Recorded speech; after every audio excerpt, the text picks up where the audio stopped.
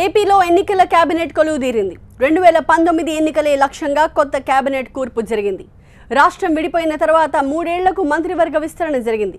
కొత్తగా 11 మంది మంత్రులు ప్రమాణ స్వీకారం చేశారు. వెలగపూడి సచివాలయ ప్రాంగణంలో ఈ కార్యక్రమం వైభవంగా జరిగింది. తెలుగు రాష్ట్రాల ఉమ్మడి గవర్నర్ నరసింహన్ కొత్త మంత్రులతో ప్రమాణం చేయించారు. కొత్త వారితో ఏపీ కేబినెట్లో మంత్రుల సంఖ్య 26కి చేరుకుంది. కొత్తగా 11 మంది రాగా పాత వారిలో 5గురికి ఉద్వాసన పలికారు. ప్రమాణం చేసిన వెంటనే మంత్రులంతా గవర్నర్ నరసింహన్కు, సీఎం చంద్రబాబుకు కృతజ్ఞతలు చెప్పారు. విభజన తర్వాత ఏపీలో గెలిచిన టీడీపీ అధికారాన్ని చేపట్టింది. 2014 జూన్ 8న కేబినెట్ కొలువుదీరింది. అప్పట్లో సీఎం చంద్రబాబుతో పాటు 20 మంది మంత్రులున్నారు. సరిగ్గా 3 ఏళ్ల తర్వాత కేబినెట్ విస్తరణ జరిగింది. 20 మందిలో 5గురికి ఉద్వాసన పలికారు. కొత్తగా 11 మందికి అవకాశం కల్పించారు. దీంతో మంత్రుల సంఖ్య 26కి చేరుకుంది. ఆంధ్రప్రదేశ్ కేబినెట్లో తండ్రి కొడుకులు ఉండడం ఇదే తొలిసారి. సీఎంగా చంద్రబాబు, మంత్రిగా లోకేష్ ఈ కేబినెట్లో ఉన్నారు. 28 ఏళ్లకే మంత్రయ్యారు కర్నూలు జిల్లా ఆళ్లగడ్డ ఎమ్మెల్యే భూమా అఖిలప్రియ. తల్లిదండ్రుల ఆశయ సాధనకు కృషి చేస్తానంటున్న అఖిలప్రియతో మా ప్రతినిధి దీప్తి ఫేస్ టు ఫేస్. మాట్లాడదాం. ముందుగా many more happy returns of the day అండి. Congratulations as well. Thank you so much అండి. Thank you. సో కొత్తగా మంత్రి ఇప్పుడు మీరు క్యాబినెట్లో ఏ శాఖ మీకు అందిస్తారు అని మీరు ఎక్స్పెక్ట్ చేస్తున్నారు? Almost it's already known educational శాఖ అని, బట్ స్టిల్ మీరేమనుకుంటున్నారు?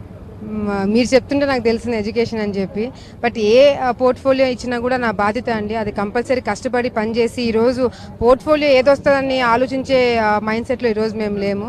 ఎందుకంటే భూమా నాగిరెడ్డి గారు చనిపోయిన తర్వాత నేను మినిస్టర్ నాకు ఈ పదవి రావడం జరిగింది కాబట్టి ఎటువంటి బాధ్యతలు ముఖ్యమంత్రి గారు నాకు అప్పచెప్పినా కూడా తప్పకుండా దానికి న్యాయం చేసే ప్రయత్నం చేస్తాను. యాక్చువల్లీ ఇందాక మీరు ప్రమాణ స్వీకారం చేసేటప్పుడు కొంచెం ఎమోషనల్గా అయినట్లుగా కూడా కనిపిస్తోంది. సో ఎగ్జాక్ట్లీ ప్రమాణ స్వీకారం చేసే టైంలో మీ ఆలోచనలు ఎలా ఉన్నాయండి? ఆలోచనలు ఫస్ట్ ఉండే చదువుతూ వెళ్ళానండి, కానీ లాస్ట్లో ఎప్పుడైతే మరి నాకు భూమా నాగిరెడ్డి గారు గుర్తొచ్చారు, మా నాన్నగారు గుర్తొచ్చారు, మరి అక్కడ కొంచెం ఎమోషనల్ అయ్యాను. కానీ ఎటువంటి సిచ్యువేషన్లో ఉన్నా ఎన్ని జరిగినా కూడా మరి వాళ్ళు మాకు ఇచ్చిన బాధ్యత మాకు గుర్తుంటాయి కాబట్టి తప్పకుండా మరి ఈ బాధ్యతలన్నీ కూడా గుర్తుపెట్టుకొని కష్టపడి పనిచేసి మరి ఏదైతే హామీలు శోభా నాగిరెడ్డి గారు కానీ భూమా నాగిరెడ్డి గారు కానీ ఇచ్చారో అవన్నీ కూడా నిలబెట్టడానికి అన్ని ప్రయత్నాలు కూడా చేస్తాను. ఇప్పుడు ఒక రకంగా చెప్పాలంటే మీ ఫ్యామిలీకి సంబంధించిన head of the family responsibility కూడా మీరే భరించాలి. At the same time state minister responsibility కూడా మీరే బేర్ చేయాలి. సో బీయింగ్ ఇంత యంగ్ ఏజ్లో క్యాబినెట్లోకి ఎంటర్ అయిన మీరు ఎలా ముందుకు వెళ్దాం అనుకుంటున్నారు ఇన్ని రెస్పాన్సిబిలిటీస్?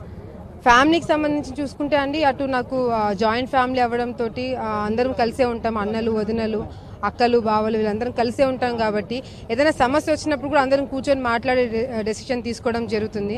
మరి ఫ్యామిలీలో కూడా నేను అందరికన్నా చిన్న, నా తర్వాత చెల్లి, తమ్ముడు ఉన్నారు.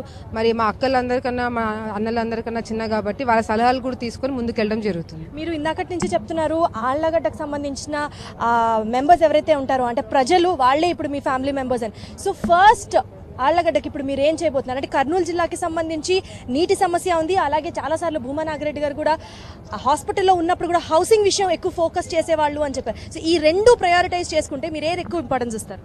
శోభా నాగిరెడ్డి గారు చనిపోయిన తర్వాత నాకు ఆళ్లగడ్డ బాధ్యత ఇవ్వడం జరిగింది.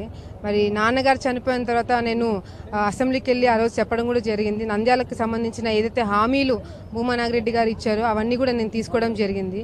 మరి ఇప్పుడు ముఖ్యమంత్రి గారు నాకు స్టేట్కి సంబంధించిన ఒక రెస్పాన్సిబిలిటీ కూడా నాకు ఇచ్చారు కాబట్టి తప్పకుండా ఆ మూడింటికి న్యాయం చేసేలాగా నేను పనిచేస్తాను. Thank you so much. మొత్తానికి ఇవి భూమా అఖిలప్రియతో మనతో మాట్లాడారు. అలాగే ఆవిడ మనోభావాలు తెలియజేయడం జరిగింది. ఖచ్చితంగా అమ్మా నాన్నకి పేరు తెచ్చే విధంగానే ప్రవర్తిస్తాను అని చెప్తూ ఇంకా వీలైనంత మంచి పనులు చేసుకుంటూ ముందుకు వెళ్తానని చెప్తున్న నేపథ్యంలో కెమెరా పర్సన్ శ్రీరామ్తో దీప్తి, TV9 వెలగపూడి నుంచి.